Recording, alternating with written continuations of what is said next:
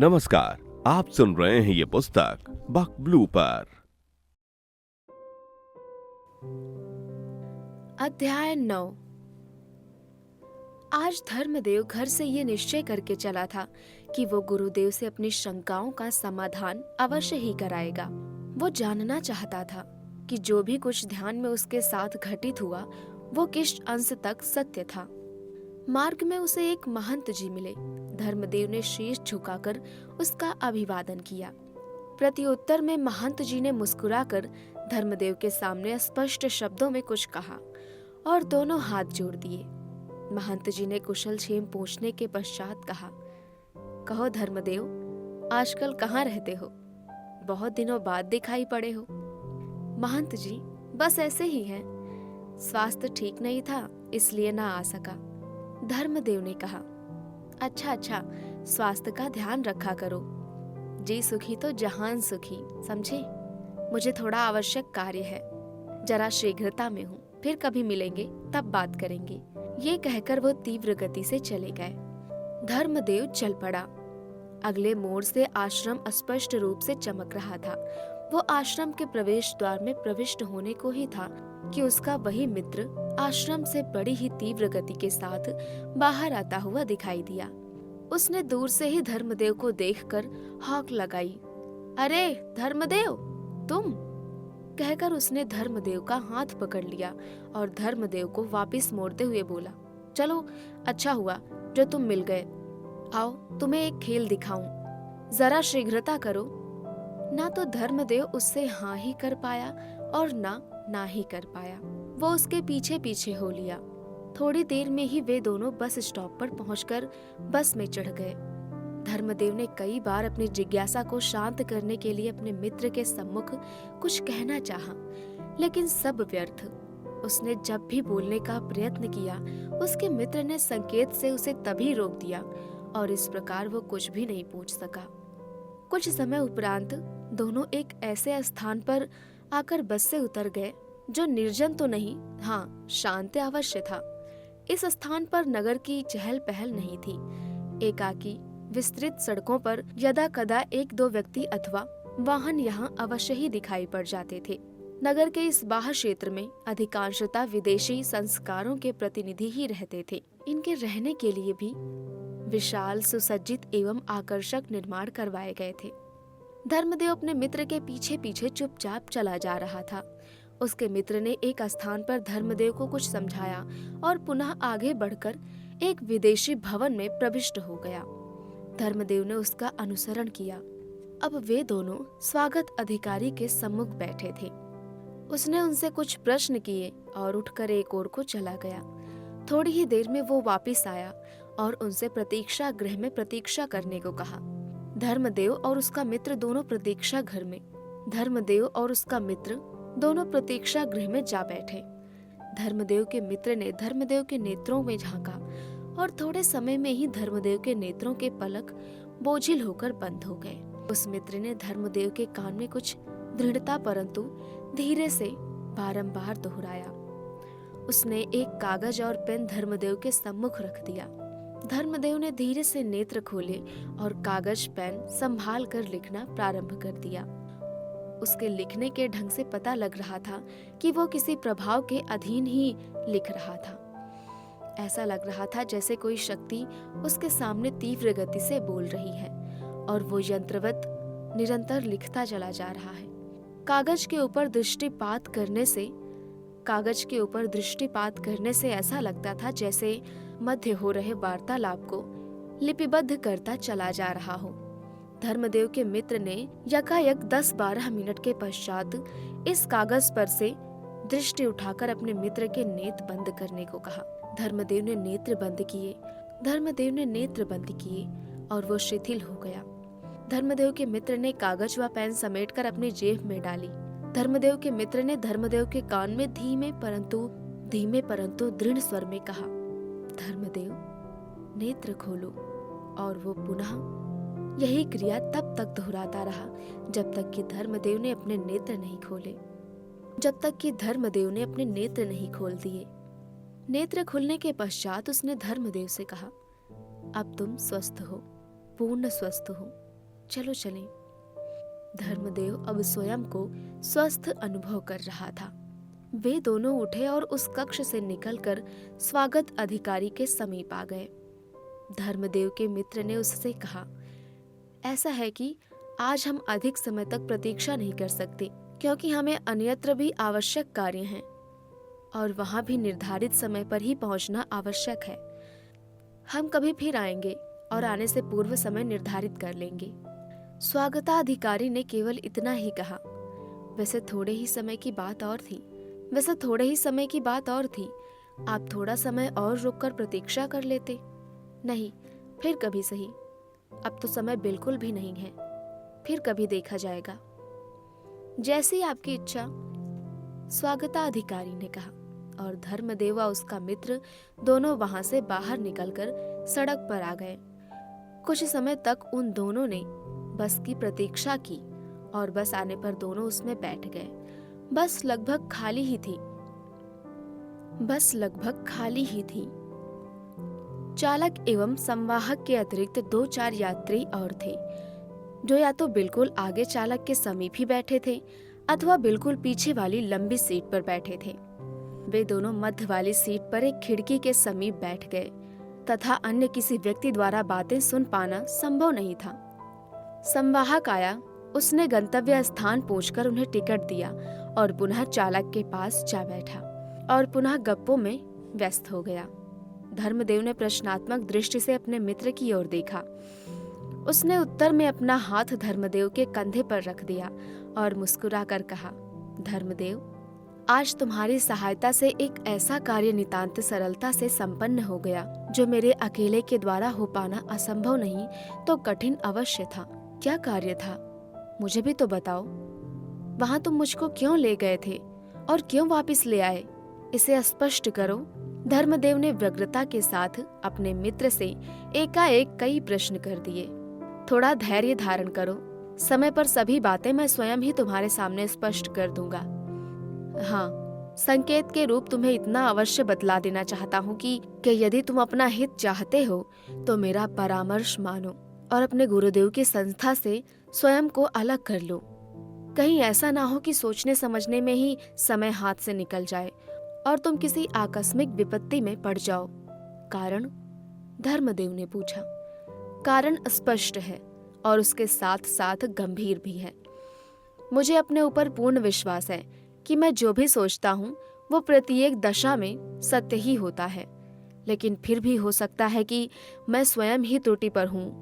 परंतु तुम्हारे समक्ष अपना संदेह प्रकट कर देना मैं उचित समझता हूँ, और वो संदेह ये है कि तुम्हारी संगत और संगत के पदाधिकारी, उनमें से भी विशेष रूप से तुम्हारे गुरुदेव, कुछ इस प्रकार की कार्यवाहियों में व्यस्त हैं जो ना तो समाज के हित में है, न राष्ट्र के हित में है, और ना ही संगत के सामान्य सदस्यों के हित में ही है। हाँ, यदि उनसे हित साधन होता है तो केवल और तुम्हारे गुरुदेव का अथवा उनके कतिपय शिष्यों का, जो कि पदाधिकारी होने के साथ साथ गुरुदेव के सभा उचित एवं अनुचित कार्यों का आंख मूंद कर समर्थन करने के साथ साथ उनमें अपना सक्रिय सहयोग भी देते हैं। और ये मैं पूर्ण निश्चय के साथ कहता हूँ कि जिस दिन तुम वास्तविकता से परिचित हो जाओगे, उस दिन गुरुदेव, संगत एवं आश्रम के प्रति तुम्हारा अंधा मोह भी स्वतः समाप्त हो जाएगा। धर्मदेव के मित्र ने कहा। लेकिन हुआ क्या? धर्मदेव ने जानने की इच्छा से पूछा। बड़े भूले हो, उसने धीमे से हंसते हुए कहा। धर्मदेव, मैंने तुमसे पहले भी कहा था और आज भी कह रहा हूँ कि नेत्र और कान खोल कर रखो, बुद्धि को स्वतंत्र चिंतन के लिए खुली छोड़ दो, मुख को थोड़ा बंद रखने की चेष्टा करो, अंधश्रद्धा एवं अंधविश्वास को मारकर भगा दो। जिस दिन भी तुम इतना कर पाओगे, समझो वास्तविकता स्वतः ही नग्न रूप में तुम्हारे सम्मुख आ खड़ी होगी। उतनी देर में ही उनका गंतव्य स्थान आ गया और वे बस से नीचे उतर गए। बस से उतरकर वे सड़क पार करने के लिए यातायात कम होने की प्रतीक्षा कर रहे थे कि तभी धर्मदेव के मित्र ने धर्मदेव का हाथ पकड़कर दबाया और उसे बाईं ओर से आती हुई एक नीले रंग की विदेशी दूतावास की गाड़ी की ओर देखने को कहा। धर्मदेव ने बड़े ही ध्यान से देखा एक काला सा नव युवक उस विदेशी गाड़ी को चला रहा था और पीछे की सीट पर एक कोने में एक व्यक्ति धंसा हुआ बैठा था। धर्मदेव ने जब अच्छी प्रकार से देखा तो उसे अपने नेत्रों पर विश्वास ही नहीं हुआ। लेकिन जब वो कार सर्र सर्र से उसके पास से निकल गई तो वो विश्वास करने पर बाध्य ही हो गया। धर्मदेव के मित्र ने उसकी विचार श्रृंखला को भंग किया। पहचाना धर्मदेव? कौन था इस गाड़ी में? हमारी संगत के महंत जी थे। धर्मदेव ने थोड़ा सा खिन्न स्वर में कहा। इस विदेशी गाड़ी का और अपने महंत जी का आपस में कोई संबंध जोड़ सकते हो? उसके स्वर में व्यंग था। संबंध क्या होता है? दूतावास के किसी अधिकारी ने अपनी जिज्ञासा शांत करने के लिए बुलाया होगा, धर्मदेव ने कहा। नहीं, ये बात भी नहीं है, उसने मुस्कुराते हुए कहा। तो फिर कौन सी बात है? धर्मदेव ने पूछा। उसके मित्र ने कहा, नहीं तुम ही बताओ। किसी कार्यवश गुरुदेव ने भेजा होगा। धर्मदेव ने अपना अनुमान बताया। तो फिर? धर्मदेव ने प्रश्न फेंका। वैसे अनुमान तुम्हारे किसी सीमा तक ठीक ही हैं, परंतु सच्चाई से तुम अभी भी कोसों दूर हो। तुम्हें बता दूं, ये गाड़ी उस दूतावास की है जिससे मैं और तुम दोनों वापिस आ रहे हैं। महंत जी को दूतावास में बुलाया भी गया था और गुरुदेव ने भी भेजा था। बुलाया तो गया था भविष्य के कार्यक्रमों पर विचार विमर्श करने के लिए, और भेजा गया था वो धन लाने के लिए जो उस दूतावास के देश की सरकार नियमित रूप से सहायता या दान के रूप में अपने दूतावास के माध्यम से गुरुदेव व उनकी संगत को देती है। ये धन दिया जाता है अपने उद्देश्यों की पूर्ति के लिए। वे उद्देश्य क्या हैं, ये तुम्हें कुछ समय के पश्चात स्वयं ही पता चल जाएगा। धर्मदेव बड़े ही चक्कर में फंसा था। उसे लग रहा था कि कोई गंभीर षड्यंत्र पनप रहा था। उस षड्यंत्र से उसका मित्र भी अवगत तो था, परंतु वो उस पर उस षड्यंत्र को सहज ही में स्पष्ट कर देना नहीं चाहता था। वो षड्यंत्र एक बार नहीं, कई बार उसके सम्मुख खुलने को हुआ, लेकिन उसका मित्र हर बार ठीक उसी अवसर पर पटरी से उतर गया और कन्नी काट गया। धर्मदेव को ये आभास भी नहीं था कि जब भी इस गंभीर षड्यंत्र से आवरण हटा तो उसे हटाने वाला भी उसका वही मित्र ही होगा। धर्मदेव को विचारों में खोया देख उसके मित्र ने उससे कहा, धर्मदेव, मस्तिष्क को थकाने की कोई आवश्यकता नहीं है और ना ही किसी चक्कर में पड़ने की आवश्यकता है। कहीं ऐसा तो नहीं कि तुम मेरे कहे पर विश्वास ही न कर पा रहे हो? यदि ऐसी बात है तो तुम अब आश्रम आओ।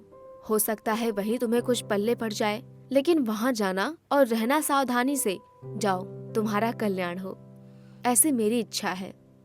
ये कहकर वो धर्मदेव को वहीं छोड़कर तीव्र गति से मुड़ा और कुछ ही क्षणों में वो धर्मदेव के नेत्रों से ओझल हो गया। धर्मदेव अब वहां अकेला ही रह गया था, अतः वो पुनः आश्रम में जाने की इच्छा रखते हुए भी आश्रम नहीं गया और एक अच्छा सा एकांत स्थल खोजकर वहां जा पहुंचा। वहां जाकर धर्मदेव ने पहले तो अपने वस्त्रों को ढीला किया और फिर एक घने वृक्ष की छाया में जाकर लेट गया। लेटने का कारण था उसका मानसिक तनाव, और वो उस मानसिक तनाव से अवकाश चाहता था। अतः उसने लेटते ही अपने शरीर के सभी अंगों को ढीला छोड़ दिया और शीतल छाया का सुख अनुभव करने लगा। लेकिन मानसिक द्वंद्वों ने उसका पीछा फिर भी नहीं छोड़ा। कुछ समय पश्चात वो उठा और सोचने लगा कि उसे क्या करना चाहिए, कहाँ जाना चाहिए। तभी उसे अपने मित्र द्वारा आश्रम जाने के लिए कहने की बात ध्यान आ गई। धर्मदेव ने पुनः आश्रम का मार्ग पकड़ा। धर्मदेव गुरुदेव के कक्ष की ओर जा रहा था, स्वयं में ही लीन। मार्ग में ही उसके ध्यान को भंग किया एक साध्वी ने। धर्मदेव ने सिर उठाकर ऊपर देखा। वो आश्रम की एक प्रमुख साध्वी उसके सम्मुख खड़ी थी। इस साध्वी को वो प्रारंभ से ही जानता था, केवल इस नाते कि वो जब भी इस आश्रम में आया अकस्मात उस साध्वी से भेंट हो ही गई। लेकिन आज उसके साथ 5-6 नवयौवनाएं और भी थी। वे सबकी सब श्वेत वस्त्रों में लिपटी हुई ऐसी लग रही थी जैसे अभी क्षीर सागर से निकल कर आई हो। उनकी कामनीयता में उनका पूर्ण विकसित अनुपम सौंदर्य भी चार चांद लगा रहा था। दोनों हाथ जोड़कर धर्मदेव ने सबका अभिवादन किया। उत्तर में उन सभी के हाथों की सुकोमल सुंदर रक्तिम उंगलियां आपस में इस प्रकार उलझ गई जैसे भंवरों के भार से झुके दो कमल पुष्पों की पंखुड़ियां आपस में उलझ गई हों। उस साध्वी ने धर्मदेव से प्रश्न किया, कहो धर्मदेव, आजकल दिखाई नहीं पड़ते, कुशल तो हैं? धर्मदेव ने मुस्कुराते हुए कहा, कुशल होते तो नित्य प्रति दिखाई पड़ता, इतने दिनों के बाद ही क्यों चमकता? यदि ऐसी बात है तो हमसे क्यों नहीं कह दिया था? हम तुम्हारी कुशलता का प्रबंध कर देते। यदि सेवा शुश्रूषा के लिए किसी की भी सेवाओं की आवश्यकता हो तो ये कहकर वो एक क्षण के लिए रुक गई और मुंह खोलकर थोड़ा सा मुस्कुराते हुए उसने अपनी ग्रीवा को उन नव युवतियों की ओर घूमकर निहारा और फिर धर्मदेव की ओर देखते हुए बोली, इनमें से जिसे कहो उसे भेज दूं। अरे हाँ, परिचय कराना तो मैं भूल ही गई। ये जो दाएं खड़ी है ये है विधवा आश्रम की उप प्रमुख। बेचारी विवाह के एकदम पश्चात ही विधवा हो गई थी, तभी से जीवन से वैराग्य सा हो गया है इन्हें, अतः गुरुदेव की सेवा में जा पहुंची। गुरुदेव मेरा उद्धार कर दो।